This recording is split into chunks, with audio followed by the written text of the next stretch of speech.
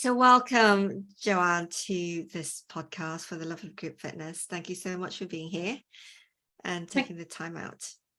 Thank you so much for having me. I'm really excited to be here, actually. Yeah, we're going to have just a little bit of a chit chat about group fitness and your role and how or where group fitness plays a part in where you are today.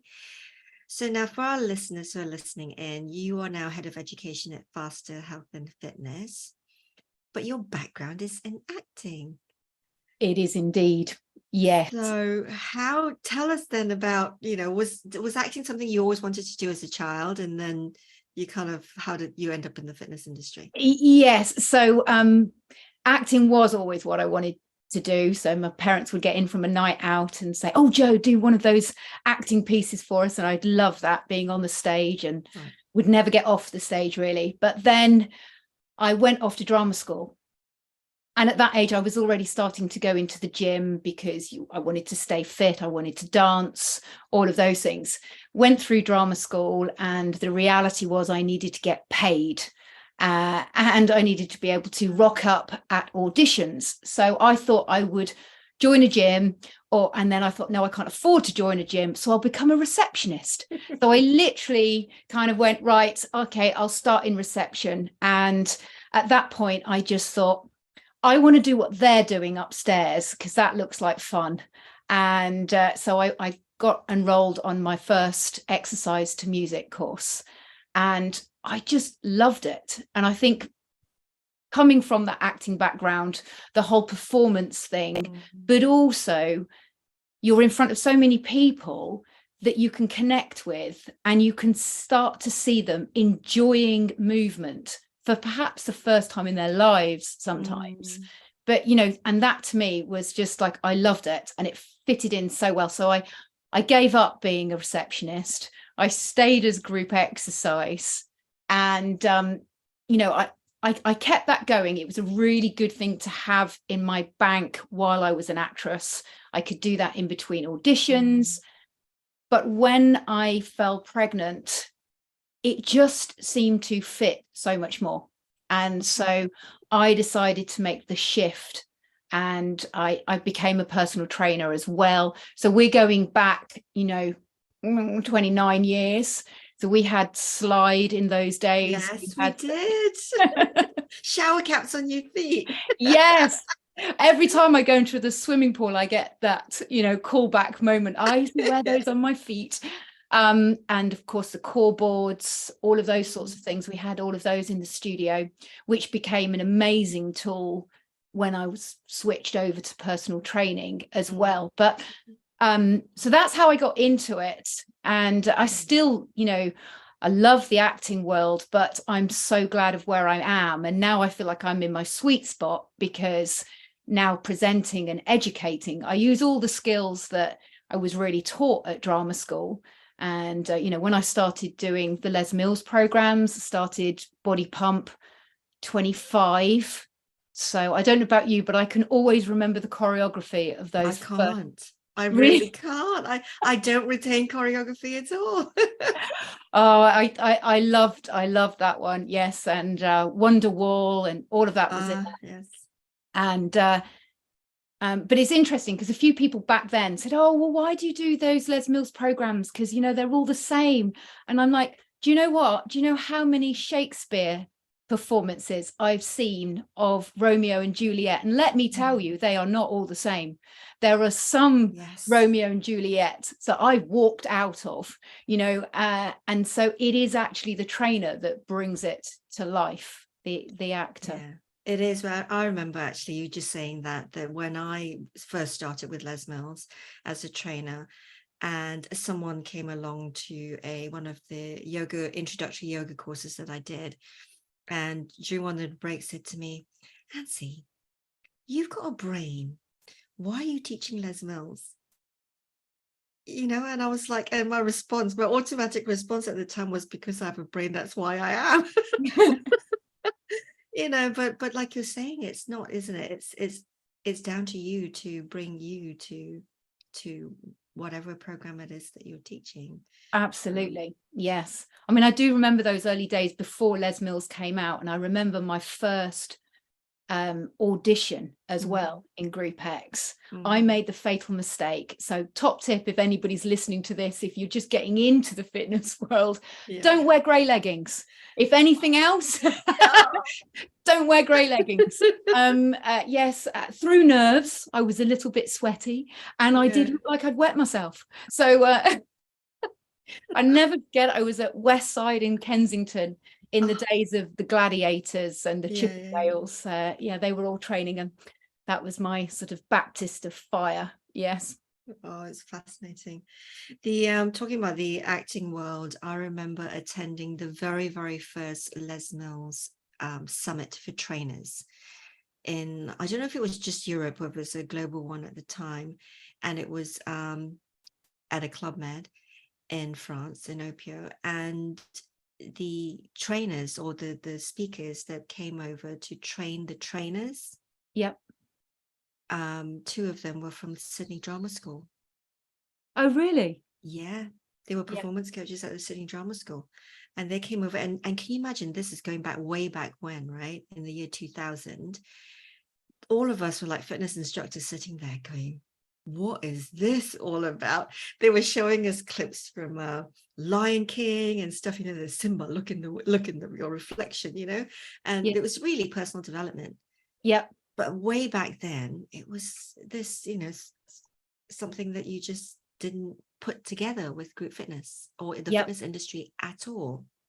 Well, I think with every industry, if you want to grow, one of my big tips is to look outside of your industry, of what they're doing really, really well, and steal like an artist.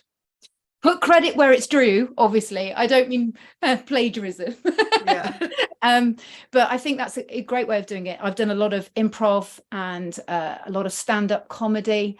I'm not funny, but I've done a lot of stand-up comedy, and I just think, what's the worst that can happen? People laugh at me rather than with me, but then it's never quite as intimidating as standing up and presenting or something like that, whatever it is. Definitely. So so you started off in group fitness, and then you when you're pregnant, etc., you went into personal training. You added personal training to your to your repertoire. What do you think group fitness has added to you as a personal trainer? I mean, it's everything. It's everything sort of from the acting world, bringing it in. I was also a coordinator at what was Metropolitan, Cannons, and then Nuffield. And so I was part of their academy for, we brought in the Les Mills programs when they first came to the UK, and part of that.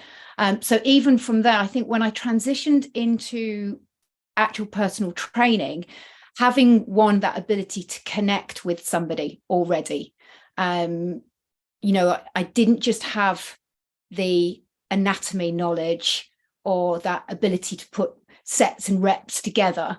I had the magic juice, which was the ability to make someone feel the way they wanted to feel, both during that session and afterwards. So like that whole journey, because whether you like it or not, we're all in the entertainment industry, because the thing that brings people back is not how many reps, it's how you made them feel. And that's it. So it starts there. No one squat ever changed anybody's life, got world peace, but the thought of actually getting someone back. So yeah, I think it was really that, and being able to create a community from those people that I was training as well. I think we get that as a group exercise trainer. We're very used to spotting the person in the back of the room. We're used to spotting the person that needs that little bit of extra help. And then even those skills, bringing it into your personal training, although you're one-to-one with that person, you might be more likely to create that community where they can speak, whether that's on Facebook or Instagram or TikTok. Do you know, if I look back when I did my exercise to music, it literally was exercise to music, and you created your own, choreography, etc. And it wasn't till I did Les Mills that I was open, you know, my eyes were open to this whole beyond the entertainment industry. You know, Philip Mills, I remember saying we are in the exertainment industry for Yeah. that reason, for the reasons that you've just said. But the basic exercise to music courses, we never learnt about that. They never talked to us about connection or, you know, performance or anything like that. It was literally anatomy, physiology, Yep. safety, coaching. That was it. You know, Yep. and I think it's such a shame because not everyone coming to group fitness are naturally entertainers or naturally that way. You know, they love the workout. You know, they're perhaps more technicians as opposed to entertainers, for, you know, want of a better phrase. Yeah, I mean, I Um, think a lot of the people that I saw excel, and particularly as a studio coordinator, they did seem to have in the Group X industry that natural presence in front of a room, you know, and very, very engaging. mm, And I think that at first, you know, when everybody wanted to try and get personal trainers to take on group training, yes. to Mm, drop the budget and all of those sorts of things. I was yeah. kind of in the middle of all of that. And we had some amazing personal trainers that transitioned very well to group exercise, and given the right tools, you know, and just that ability to get out of their comfort zone in a safe space. And then you had the flip side of that, where you also had some personal trainers kind of looking down on group exercise, Yes. as if you somehow haven't learned about anatomy, or you didn't know how to make movement specific for a client. And so I always thought, well, actually, I wanted to try and bridge that gap too, to make sure that group exercise trainers did have that personal training knowledge, did have that ability to question research, bring it all together in that way. Mm, absolutely. I think there is, because Bob Asquari talks about the hybrid, right, in the sense of group fitness and personal training, you know, and then in the middle there's obviously small group training. But um, I've been out of the training world for a long time in this sense. Are personal trainers these days, are they then taught the skills that perhaps group exercise instructors have of connection and community and all of that? Right. Are they? So that's a really great question. I mean, part of my job and what I want is to raise those standards. Okay. And, you know, I want to do that globally. So with Faster, that's definitely something that is a real passion. And also working with IDEA, I'm on their committee for personal trainers.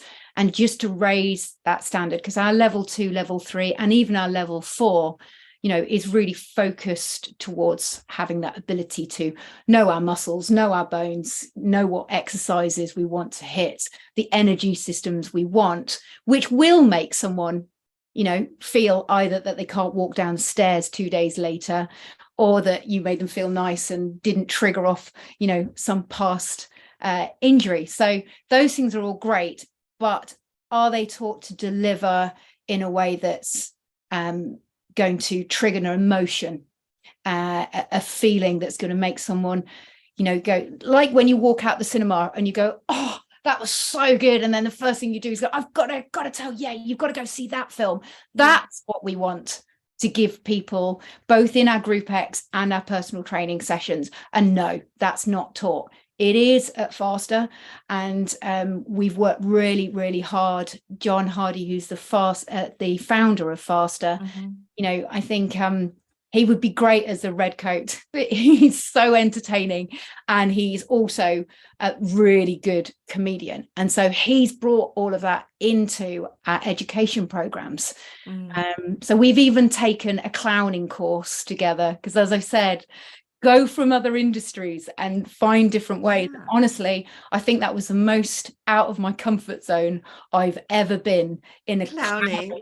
oh my goodness, because there you basically, as a clown, if it's going well, you should do less and just keep it going, and your sole goal is to entertain and make people laugh. But it's tough, I can very tough. imagine. I can imagine.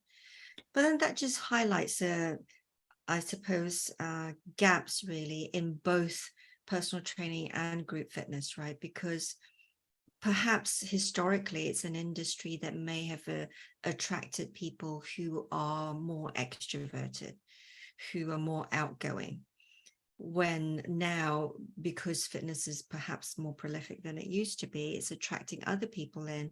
Like when I was lecturing at a university in sports science, you're getting a lot of these sports science students who are really into the science but there are not many jobs around, so Yeah, they end up falling into the fitness industry because it's still something they're passionate about, but they're bookworms, they're massively introverted, and like you say, it's, if we can create that experience and evoke emotion, that is what people get hooked on. That is what helps with adherence and behavior change, and it helps with referring the absolutely. trainer as well, right? So there is this gap, and it's interesting that the industry is still perhaps a little bit behind with bringing those skills into training courses. And because as well, it's like when we're personal training, every client is so unique. So before you even get anywhere near the program, you've got to get to know your client, what they like, what they don't like, the areas of the gym they like to be in, the types of music they like and don't like, smells they like and don't like. I train some of my clients out in the park, and unfortunately I'm next to a dark kitchen. So I have to know, 11:30 on a Wednesday's onions. And but just being aware of those subtleties, the client that likes the barbell, or the client that likes the gripper, or the core momentum trainer, those sorts of things, they're all part of that very, very first experience. So everything, we've got to think Apple, who's the person that walks through the door? What experience are you going to create from them right from that very beginning? And then, assessment going into that programming, it's always about, how do I want that person to feel? And what's the emotion I want them to leave that session on? That's key, because how you start, it's important. The middle bit, it's yummy. But that last bit, that's like, if you go and see Madness, so I went to see relatively recently, got no idea what the concert was like, but the last track was amazing, da, da, da, and I'm like, I'm done, that's it. That to me was fantastic. So I told everybody how great it was, and it's getting that magic in each and every single session that gets people to come back. I mean, I was reading an article the other day that I think we've got back now after COVID to pretty much what we were prior to COVID within the gyms. We certainly have with the uptake of men, not quite on females yet. So unfortunately, the amount of females that have gone back to exercise is not as many as we had prior to the pandemic. Now that's great, but it's not great in the fact that gyms really weren't reaching enough people anyway. So, and this is where I think that if we can raise the standards and the education that we have for our group exercise trainers and for our personal trainers, and start to really look at the research behind what we're doing and make it an environment that is inclusive. And what I would like to see is an overhaul of the language that we use, because a lot of the language that we seem to have fallen into from bodybuilding competitions or old school fitness, actually, if you put it on a piece of paper and said, does this make me feel amazing about myself? Or does this make me feel like I'm limited? Or even worse, is it negative? What are we doing? Because if we make the gym feel a scary place, so scary that you can't actually move unless you have a personal trainer, or so scary that you can't move unless you're in a group exercise, we're already creating a fear and a barrier to movement. Where if we can break down those barriers, then they will meet a personal trainer, then they will meet a class. How can we tap into what is somebody's compelling reason to move?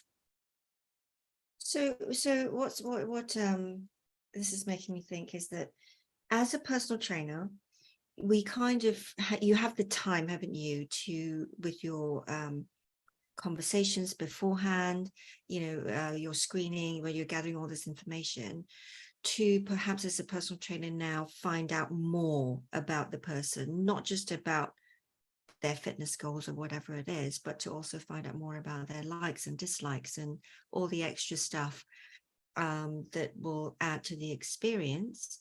Mm. A group exercise instructor doesn't have that opportunity necessarily. Like if they're teaching a club and they're teaching back-to-back classes, the music and the movement together already creates an experience, but in order to make it a little bit more personalized, like a personal trainer could, they really don't have that opportunity, or do they?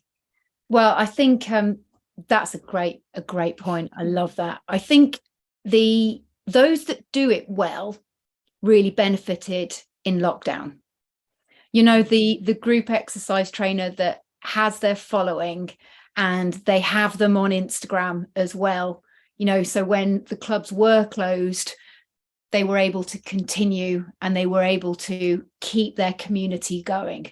And that was a massive, massive part of lockdown. And although I had my clients and they all continued online, because I've already done a lot of online training before that happened, but I actually put daily group classes on, which I wasn't doing prior to that, just so that people had that community to come to.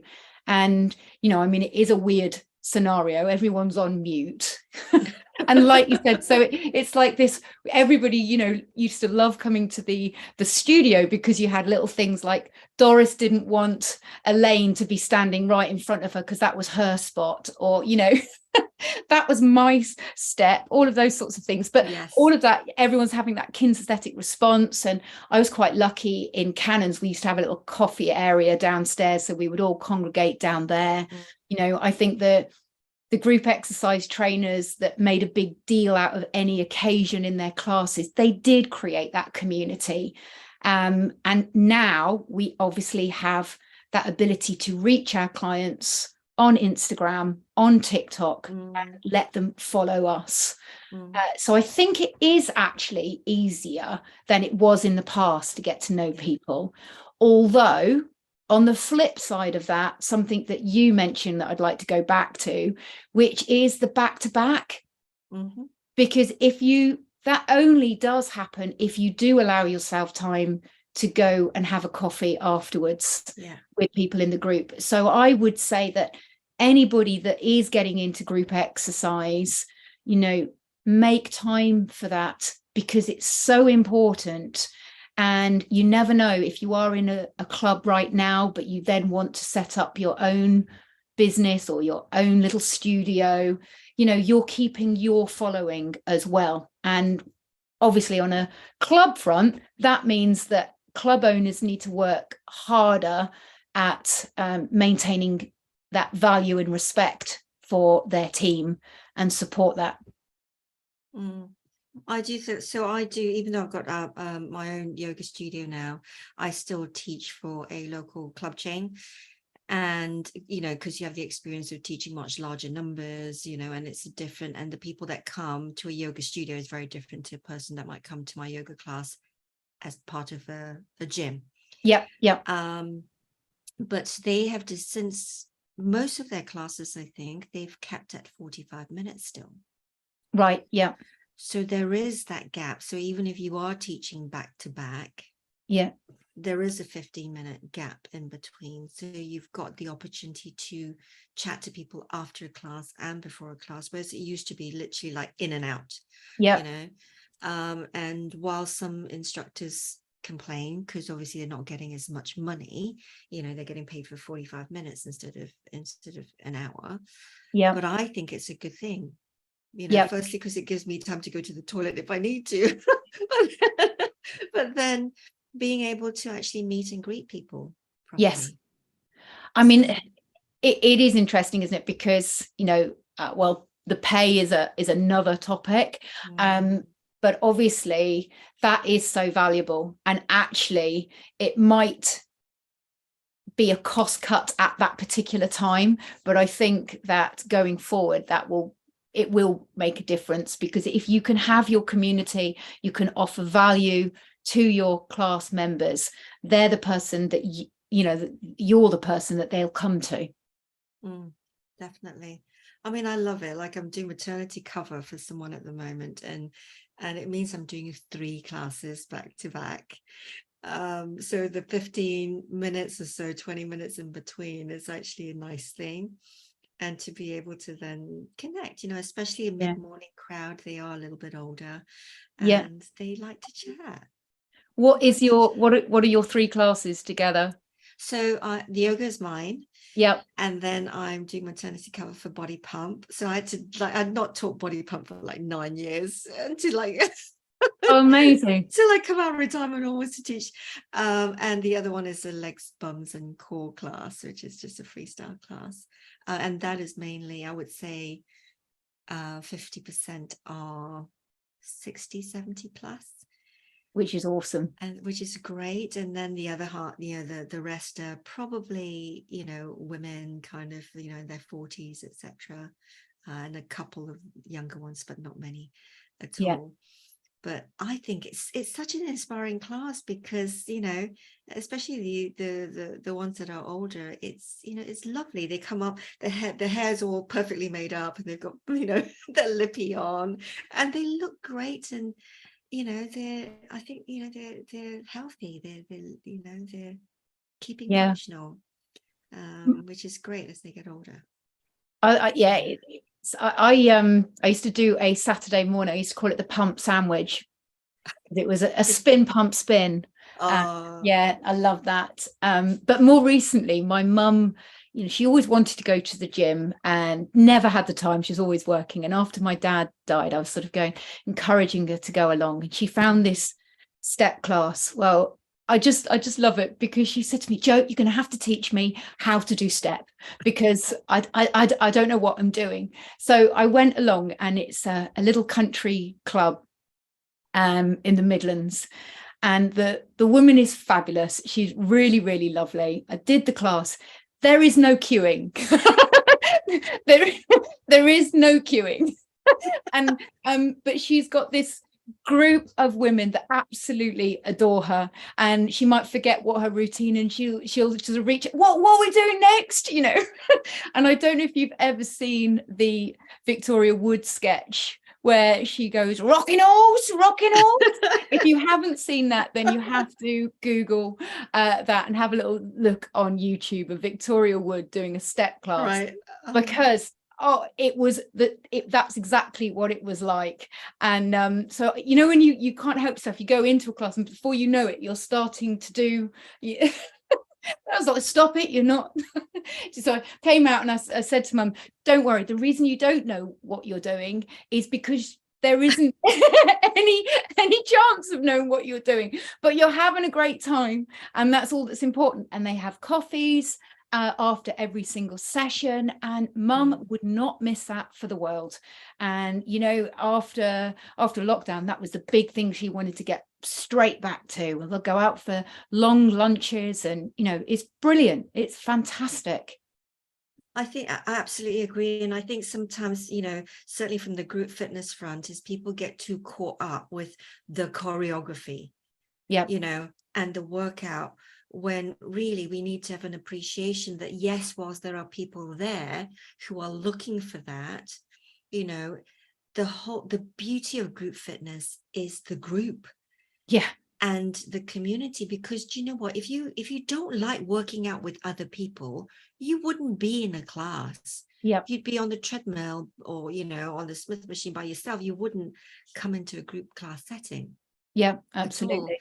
The fact that they've decided to step into a room with other people means that is a part. It might not be the most important part of exercise for them, but I think and instructors should be aware of that people are there for different reasons. And like you say, the community side, the fun side is great. It's great for these people. And I know that some of these older women that are in this class have been doing these classes, have been members for years, and it's their social. They come to Yeah. class and they're like, oh, you're doing the floor, we're going to the cafe now. Yeah, yeah, absolutely. Yeah, They don't yeah, want to get on the floor, they're just like tootle off with their yeah, handbag and their coat, and they'll sit in the coffee shop, in the club for just as long as they have done the class, right? The class is like 30 minutes and they're there for 30 minutes at least, if not more. absolutely. Yeah. And, and that's where all the connection goes. And that's why I think, yes, absolutely, as trainers, get ourselves there. And, it's something that reminded me as well, even with Les Mills, Yeah. their videos are fantastic. They've got their on demand. And so a lot of trainers were concerned that they couldn't live up to that as well. And, so I one of the things I did say was, actually, if you do 3-1 instead of 2-2 or whatever, or you say the wrong, go the wrong way, if you have that personality to go with it, own it. Like, don't, because that's why they're there, because like you said, they're human, and it shows that human connection with it. And it's like if you go and see a comedian that then suddenly starts to corpse, and they're corpsing, and there's nothing funnier than being there and they're trying not to laugh. Some of the best classes I remember was not about the routine so much, or the exercise. I never forget us watching something a little bit naughty on TV the night before. It was a topic that was just like, I didn't know that thing existed in the world. And I wasn't the only one who watched this program. So we're there at a 7 a.m. class the next morning, and all the way through Pump, we're going, I had no idea that was even a thing. I know. It's just making it real, right? And relatable. And that's what people love. So on that front, what is the craziest thing you've ever done for group fitness? I don't know if you've been going through my TikTok, but No. I recently did a class, get this, live from Heathrow Lounge, on Zoom. You taught the class? I taught the class in the departure lounge, right outside the Louis Vuitton handbag store. So that was one of the craziest things. I think that was great. I had over 20,000 people view the video as well. So that was kind of fun. Cool. Yeah. I did go and wash before I got on to my 12-hour flight. But I quite like doing little videos from really unusual places, just to sort of put a little bit of humor back into it. But other than that, I'm trying to think what's the sort of craziest thing. I used to love doing what's the word? I did Cinderella. Was a pantomime. That was the word I was looking for. It had just gone.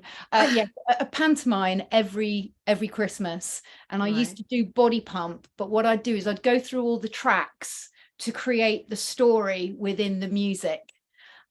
Loved doing that. It was just so much fun. Yeah. Were you dressed up as well? Oh yeah, full on fancy dress. Yeah, there's nothing like doing a class in fancy dress. Do you know, it just made me think, right? So when I was younger, my brother's 7 years older than me, and he used to like tell me, instead of reading me Cinderella or Snow White or whatever, he would like recreate the story where, I don't know, Cinderella is the bionic woman, and the prince is $6 million man. Like he would kind of make it up. So with you saying like you could pick your tracks accordingly so that there is some sort of story, I'm thinking, wow, that would be really cool too.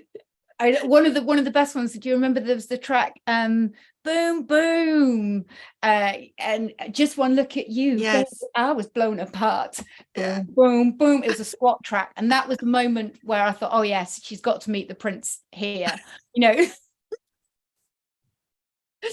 I love doing all of that. It was great fun. Just sort of brings something new to it, and I think people sometimes they think, I say to people, it is just exercise to music. Yeah. Why do we make it, so complicated? Yeah. Really, just have fun with it.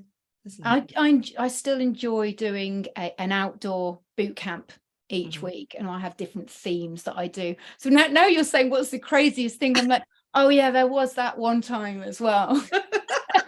Again, I love a Christmas theme. We did a Christmas Home Alone, which was fabulous. I had people running for the aeroplane because they were going to miss the plane, and then putting their bags up and all of that sort of stuff. And then I had those little pods, you can get them to record something. So they all had these different pods that they could press, but one of them just went Kevin. And Die Hard was really good because I had them sort of crawling on the floor and tumbling over each other and that sort of stuff. Amazing. For the listeners you're getting some ideas of what you can do. So yes, steal films basically. So basically what you get, Joe actually steals everything. No. I get inspired from different places. Yes. And take inspiration, right? And credit where credit is due. Exactly. Yeah. I think spin as well was great for that type of thing. I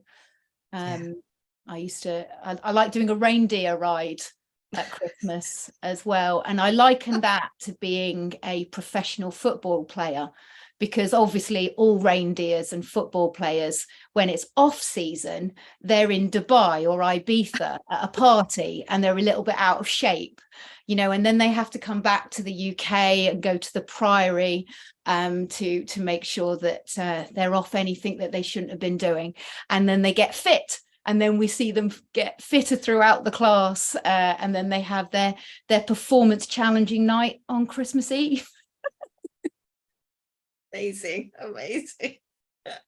You're wasting. You know what you should do? You can create these lesson plans for people. Storytelling in class. Oh dear. Yeah, so I think we've covered the crazy now, maybe. Yeah. So you obviously spend most of your time now with faster fitness, health and fitness, with the the personal training. I associate that with the personal training world. Yep. And I know you're really hot on research and reading up research papers and kind of summarizing it, for want of a better phrase, for the personal trainers. What I tend to see with group fitness is that when there are when people are looking at research papers, etc., they tend to go into specialisms like exercise for Parkinson's, exercise for Alzheimer's, etc. Is it the same with personal training, or is personal training research more applied to the bulk of their clients rather than specialist clientele? I think that's a great question. And it's interesting because you and I have sort of flipped. You came from the sports science and I came from the acting. And then, one day my husband said to me, who is this person next to me? You've turned into a geek. And so what I do really is I help trainers to be able to look at the research themselves. So they've got the tools. I don't want them to come through my training and go, I'm going to do it the faster way or the Joanne Groves way.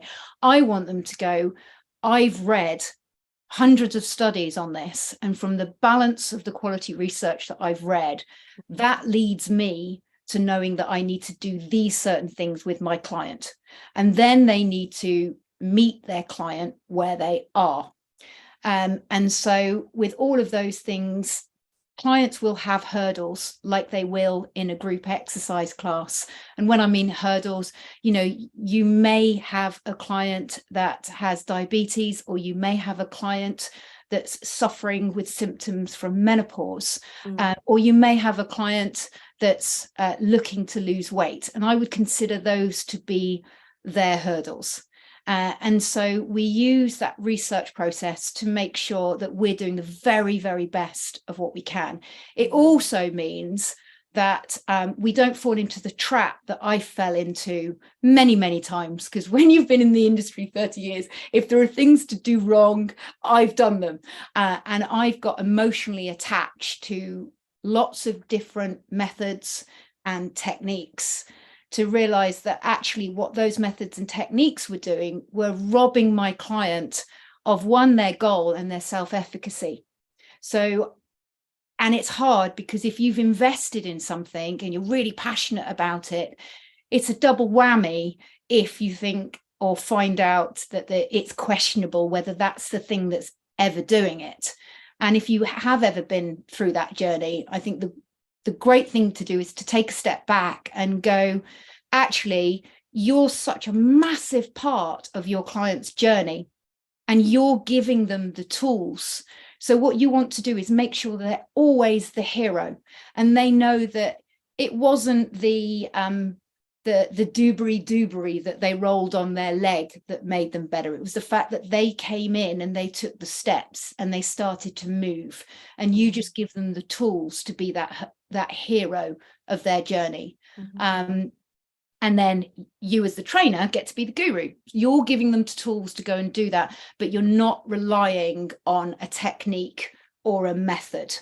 And so the only way to get there is to look at those questions on the research. So in answer to your question, it is absolutely specific to the client. So the clever people, the PhDs, they come up with these ideas, they go and get them tested, and hopefully somebody thinks it's a really great idea and they get some more money and they get it retested.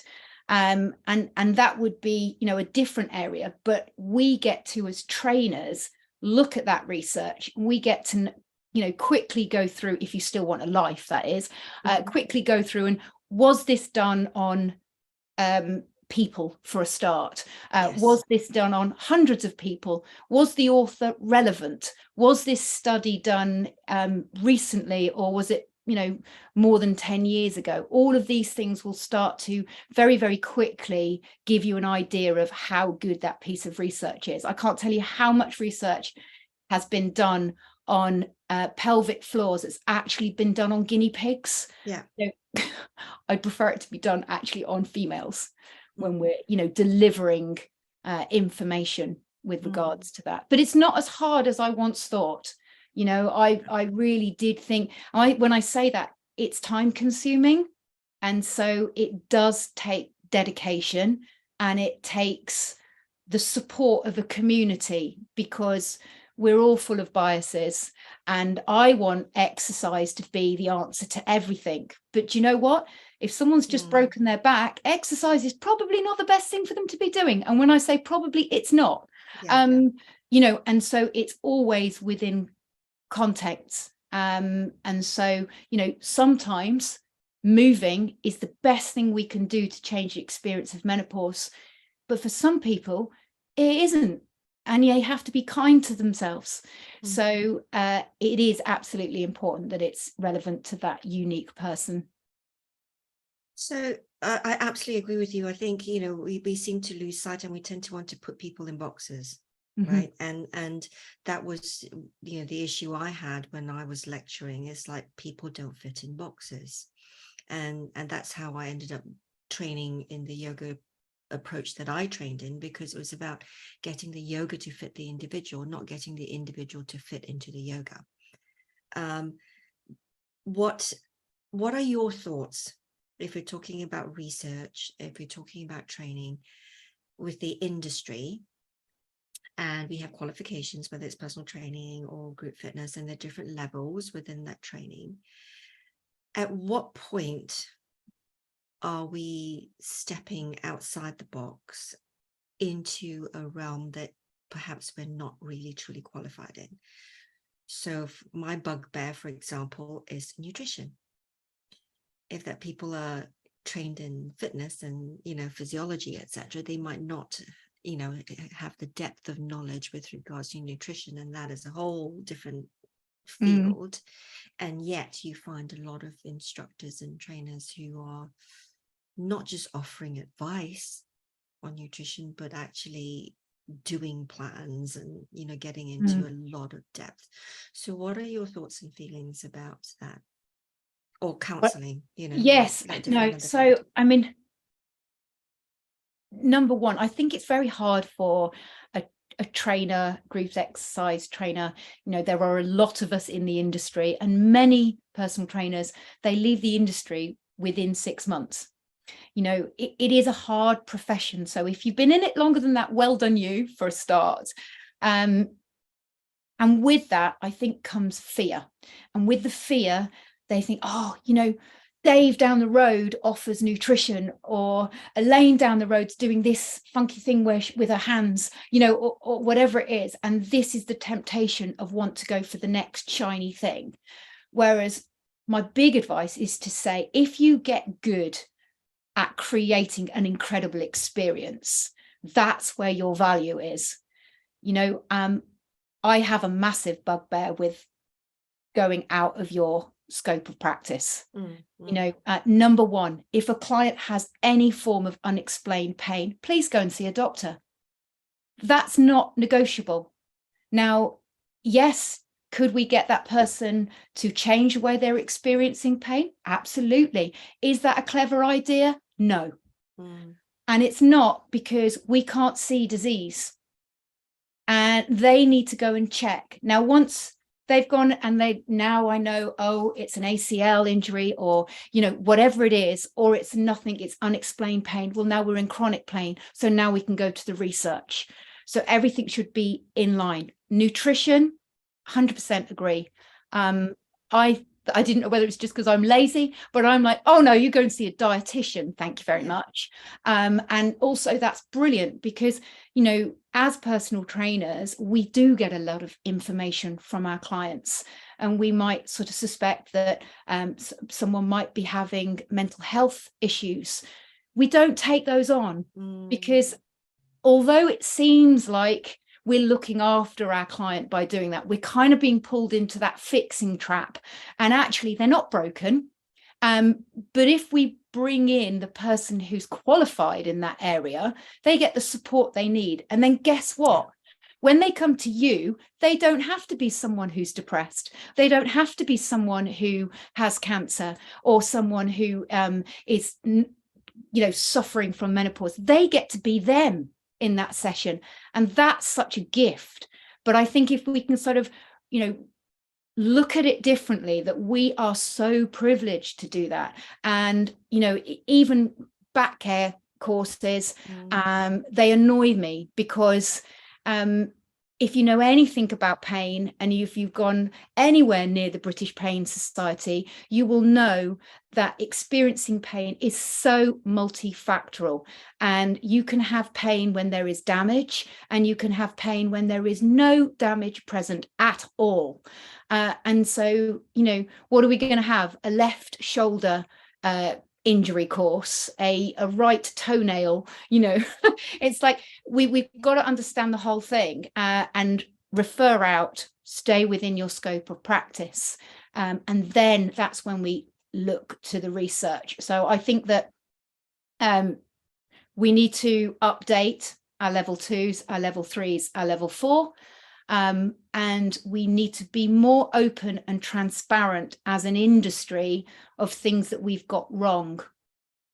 I agree with you. And the, you know, what you're saying about staying within your own scope of practice.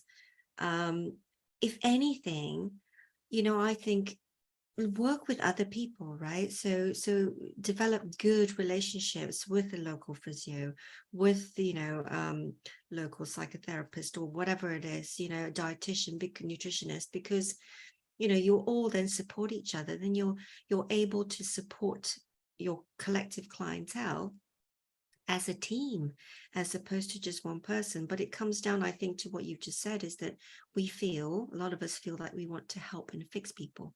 Yeah. And we're not broken. Our clients are not broken. You know, it's only because they care so much, right? Absolutely. And it totally comes from a really good place. And it also comes from that place, as I said, of comparing yourself to somebody else, which is the thief of joy, I think someone said. You know, and yeah, so be confident that the product that you're offering is so valuable to someone. And like you said, you know, use the team of people around you, the physio, the doctor, you know, a pelvic care specialist. Use those people around you. Definitely. So at the time of this interview, I know you're all about, growth and learning and everything else. What are you personally focusing on working on yourself right now? On myself, that's a good question. Well, for me, I'm doing a lot more presenting. So I want to improve the way I get my message across, to make sure that, research is appealing to everybody, because I don't want it to go, like that, because I do feel that that's a big part of it. I've been working on my own improv myself, to make sure that I'm a little bit sharper on those cues. So loving that. And I've just taken up climbing. So I've got the gear and no idea. You're starting on a wall. Starting on a wall. Yeah. So I've got the teeny tiny shoes that make you feel like your feet are crammed in. But I love that, because it's just movement puzzles. You're just trying to work out where to put your foot, where to go next, and that sort of thing. And I came back from LA recently, and I'm obsessed with, they have these swinging rings on the beach, the traveling rings they're called, and I love them. And talk about community there and inspiration to get people moving. I love that place. You can rock up, you can be a 12-year-old that's never swung, you can be a 72-year-old, rock up there, line up, and everybody that's there will just help you. And they'll just go, oh, you've just got to like move your hips this way and swing. And, it's just such a supportive community. So I love that. So that's what I'm working on myself. Amazing. So thank you for being here. I can keep talking to you for ages. What would your key message be for people who are listening in? My key message would be that what you do is of value, and keep working on your product and surround yourself by a really great community. Get yourself a mentor. And like we said with our clients, when you might want to refer them out to people, have different mentors in your stream that you can go and speak to, and build your community, because if we join forces with other people, then we can help each other. And then you've always got that around. So join forces and get your inspiration from everywhere, friends and that team. Absolutely. What's one word that sums up group fitness for you? Fun. Yeah, it certainly is. So thank you very much, Joanne, for joining me. And listeners, Joanne's links are all in the description below. So do reach out to her. She's, very inspirational to follow. She's also got a Facebook group called Female Fitness Trainers. And which has huge amounts of value. There's a large community in there. So if you are on Facebook, then look for it. The link will also be in the description below. And thank you. I was just going to say very, very quickly, one thing I forgot with it's group fitness was I do a unique group fitness class on TikTok every morning at 8:30 with what looks like a shaky maraca that most people have never ever seen before. So it's the best kept secret. So if you want to come and hang out and see, it's great fun. I do remember you telling me about core momentum trainer. Yes, I do remember you telling me about this as well. Yeah. So yes, Joanne's TikTok link will also be below. Everything, all the details will be in the description. So definitely do give her a follow. I need to get my head around TikTok still, but there you go. We can chat afterwards. Thank you so much for having me, and thank you to your listeners. Thank you.